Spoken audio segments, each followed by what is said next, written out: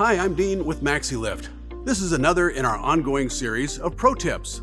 Now, once in a while, I get asked the question, when do I need to replace the lagging on my head pulley? And the answer, of course, is when it's worn out.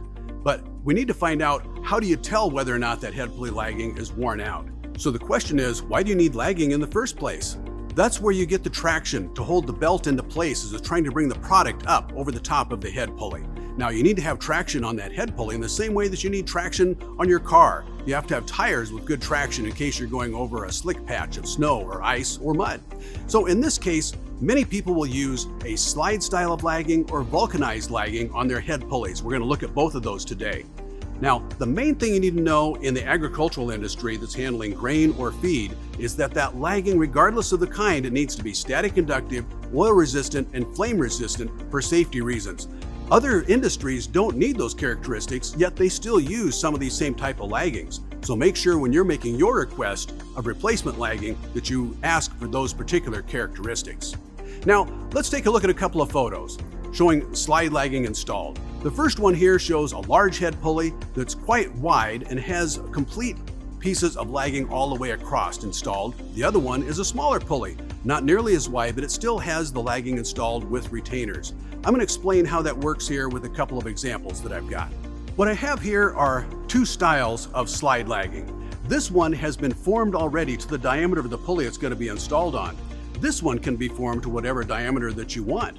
And the reason is because on the back side, it's scored so that you can bend it to whatever the diameter is that you're trying to accomplish. You can see that both of these styles have really good types of traction on them. They're going to be able to grip that belt really well and provide a good surface for you to get the traction on your head pulley. When I say slide lagging, let me show you what I mean. What I have here is a retainer that's going to be installed on your head pulley. The retainer, if it comes from the factory, that head pulley is going to be welded into place. If you put it on aftermarket, you're probably going to bolt it into place. But the idea is that this is mounted on the pulley and you slide the lagging into place. The nice thing about that is that if the lagging gets worn out, you can slide out one old piece and slide in a new piece. So that's very easy to replace and continue using the same pulley by just putting on new lagging as it wears out. Now, of course, how can you tell if it's worn out? If you're losing traction on the belt, that's one way to know, but you may not know that until you've had something catastrophic happen. So it's important to be able to inspect that slide lagging. Let's talk about that just a bit more. So when I said you need to be able to inspect it, I've talked before about doing inspections in your bucket elevator. At the head pulley, the best place to be able to do an inspection of the lagging is underneath where the belt is not covering it. Now, there's other places where you can get an idea of how that lagging is installed and the condition. I've got a couple of photos here that shows an old pulley that had belt lagging on it, just a piece of belt wrapped around the head pulley, and that's been replaced with slide lagging that was bolted into place. You can see that the retainers are bolted into place and the lagging is there now. In the future, this customer will be able to replace those pieces of lagging as they wear out. Now, of course, in this next photo, you'll see that if you're only looking at the top of a head pulley and you're looking at where the buckets and the belt are covering the lagging, you might think it's in great condition, like in this photo. Actually, this is a new head pulley with new buckets and new belting. So of course, everything's in great condition. But if that's the only thing you're looking at, you might be missing something. I'd like to show you the next photo in which you can see a light shining on a spot in lagging. This is a vulcanized style of lagging, but the lagging is worn away quite a bit underneath the belt. I'd also like to show you a video of when I was doing an inspection of this bucket elevator, how I didn't see this at first, but how it shows up in the video when the light shines on it finally at the end. Now, I said in this video what you're going to see is vulcanized lagging. When I first looked at this head pulley, it looked like that the lagging was in pretty good condition, but then I shone my light. Just right there you can see I was putting my finger in there by the side of the belt, and you can see that quite a bit of the lagging is worn away, probably about 1/8 of an inch or more down away from the belt.